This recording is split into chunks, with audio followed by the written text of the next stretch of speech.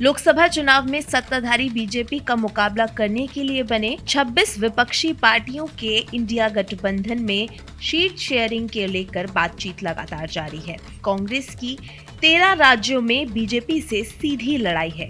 Party 543 में से 255 सीटों पर चुनाव लड़ने की तैयारी में जुटी है। हालांकि पंजाब, महाराष्ट्र, दिल्ली, पश्चिम बंगाल और बिहार में कांग्रेस की डगर आसान नजर नहीं आ रही है, क्योंकि ये वो राज्य हैं जहां दूसरी विपक्षी पार्टियां कांग्रेस की डिमांड के मुताबिक सीटें ऑफर नहीं कर रही है। अब आपको बताते हैं कि कौन सी पार्टी आखिर कितनी सीटें दे रही है और कितनी सीटें नहीं दे रही है। तो बंगाल में कांग्रेस 6 से 10 सीटें मांग रही है और टीएमसी सिर्फ 2 सीटें ही ऑफर कर रही है। कांग्रेस के लिए सबसे बड़ी परेशानी पश्चिम बंगाल में उभर कर सामने आने की है। ममता बनर्जी साफ कर चुकी हैं कि वो राज्य में बीजेपी का मुकाबला अकेले करेंगी। इंडिया गठबंधन के तहत सीट देने की बात भी हुई तो टीएमसी की ओर से सिर्फ 2 सीटें ही ऑफर की गईं, जबकि कांग्रेस की डिमांड 6 से 10 सीटों की है। टीएमसी के ऑफर के बाद से कांग्रेस नेता अधीर रंजन चौधरी लगातार ममता सरकार पर निशाना साध रहे हैं। उन्होंने पिछले दिनों कहा कि ममता बनर्जी का असली मकसद सबको पता चल गया।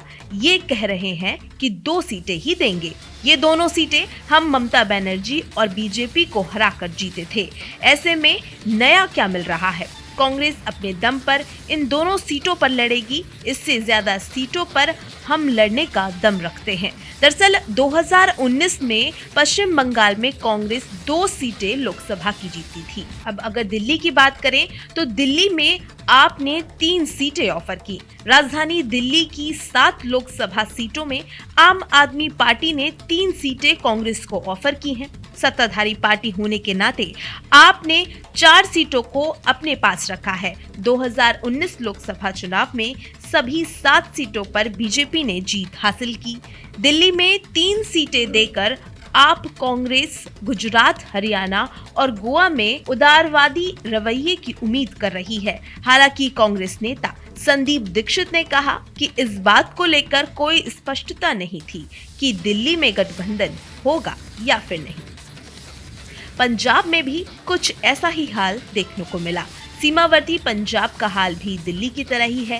कांग्रेस यहां की 13 में से 6 सीटों पर चुनावी मैदान में उतरना चाहती है। हालांकि पंजाब का मामला काफी पेचीदा दिख रहा है, क्योंकि यहां कांग्रेस मुख्य विपक्षी पार्टी है और आम आदमी पार्टी सत्ता में है। उद्धव ठाकरे भी 23 सीटों की मांग पर अड़े हैं। महाराष्ट्र में भी तस्वीर कुछ साफ होती नहीं दिख रही है।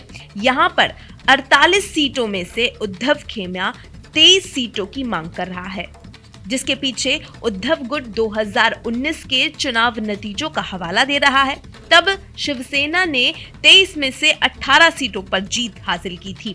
ऐसे में बाकी 25 सीटों का बंटवारा एनसीपी, कांग्रेस और अन्य नेताओं के बीच होगा, जबकि कांग्रेस महाराष्ट्र में अकेले 16 से 20 सीटें चाहती है। उद्धव गुट के नेता संजय राउत ने 23 सीटों की मांग रखते हुए ये तक कह दिया कि कांग्रेस को महाराष्ट्र में 0 से शुरुआत करनी है। दरअसल 2019 में कांग्रेस महाराष्ट्र में सिर्फ 1 सीटें ही जीती थी। हालांकि स्पीकर ने अब शिंदे गुट को असली शिवसेना माना है और उद्धव गुट जिन 18 सीटों पर दावा कर रहा है वे बगावत से पहले की है। ऐसे में सीट शेयरिंग की बातचीत के दौरान उद्धव गुट का रुख अब नरम पड़ सकता है। वहीं बिहार में कांग्रेस की 10 सीटों पर नजर है। 40 लोकसभा सीट वाले बिहार में नीतीश की पार्टी जेडीयू 16 से 17 सीटें मांग रही है। वहीं राजद 17 सीटें चाहती है। ऐसे में बीजेपी में कांग्रेस और लेफ्ट पार्टियों के लिए सिर्फ 6 से 7 सीटें ही रह गई हैं।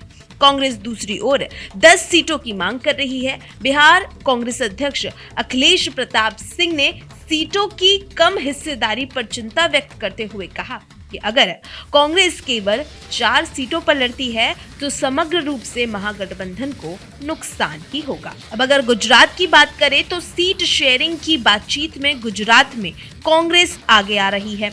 आपने कथित तौर पर 1 सीट मांगी थी।